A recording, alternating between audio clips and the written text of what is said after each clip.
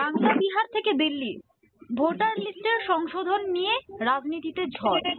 Voter তালিকায় নাম অন্তর্ভুক্তির ক্ষেত্রে যে অনিয়মের অভিযোগ উঠছে, বিশেষ করে 70-এর নিচে সব নামকে তৃণমূল বলে চিহ্নিত করা হচ্ছে। আপনি কি মনে করেন যে এর পিছনে রাজনৈতিক কোনো ষড়যন্ত্র আছে? অবশ্যই রাজনৈতিক ষড়যন্ত্র আছে, তবে তৃণমূল বলে চিহ্নিত করা হচ্ছে এই কথাটাতে আমি মানতে পারছি না। কারণ এই যে ভোটার লিস্ট সংশোধনের নামে দেখা যাবে অনেক ভুয়ো ভোটার তালিকায় চলে এসছে, যারা হয়তো বিজেপি বা যেখানে তারা তাদের দলের লোক হয়ে যাবে, এবং যারা জেনুইন ভোটার তারা হয়তো অনেকে বাদও যাবে। তবে এই যে ভোটার তালিকা সংশোধনের যে খেলা, এটাকে তো আমি বলবো খেলা, এই খেলাটা কিন্তু দুটো দলই খেলে যাচ্ছে ভারতবর্ষের। একটা হচ্ছে মমতা ব্যানার্জির দল, আর একটা হচ্ছে আমাদের কেন্দ্র সরকারের যিনি বসে আছেন বিজেপি। কারণ দুজনেই হাতে হাত মিলিয়ে এই কাজগুলো করে যাচ্ছে। দিদি, সিএ ক্যাম্পের মাধ্যমে বাংলার এনআরসির ভূমিকা কার্যত চালু হচ্ছে বলে অনেকে অভিযোগ তুলছে। আপনি কি মনে করেন যে এই প্রক্রিয়ার সংখ্যালঘু ও প্রান্তিক জনগোষ্ঠী সবচেয়ে বেশি ক্ষতিগ্রস্ত হবে?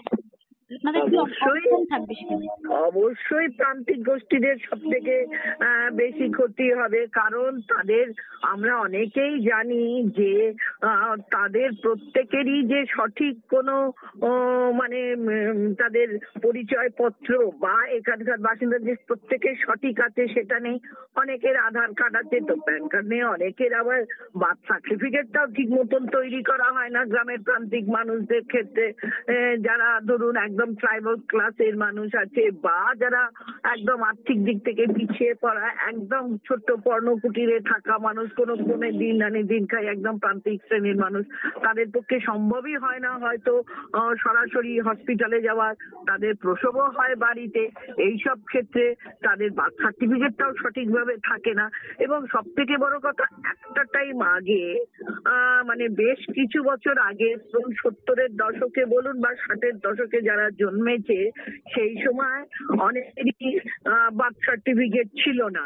এখন বার্থ সার্টিফিকেটটাকে যদি মান্যতা দেওয়া হয় বা স্কুল সার্টিফিকেট গুলোকে যদি মান্যতা না দেওয়া হয়, সেক্ষেত্রে কিন্তু প্রচুর লোকের অসুবিধা হবে যে তারা এখানকার বাসিন্দা বলে পরিচয়টা দিয়ে।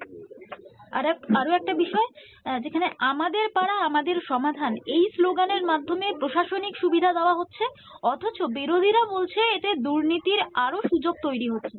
হ্যাঁ, অবশ্যই। আমি যদি তৃণমূল না হই, আমি তো সেই আমাদের পাড়ার মধ্যে লোক হতে পারবো না। তখন তো আমি আইসোলেটেড লোক হয়ে যাচ্ছি। তখন তো এক ঘরে, যেটা আগেকার দিনে ছিল এক ঘরে করে রাখা, বাম আমলেও ছিল যে তুমি সিপিএম করো না, তুমি এক ঘরে, তুমি আমাদের পাড়ার কোনো কাজের মধ্যে থাকতে পারবে না। তোমার বাড়িতে যদি একটা লাইট না জ্বলে, তোমার বাড়ির নর্দমা যদি না পরিষ্কার হয়, তোমার বাড়ির মুচি মেথর বন্ধ করে দেবো, ধোপানাপিট বন্ধ করে দেবো, সেটা আজও চলে আসছে, আজও বিদ্যমান।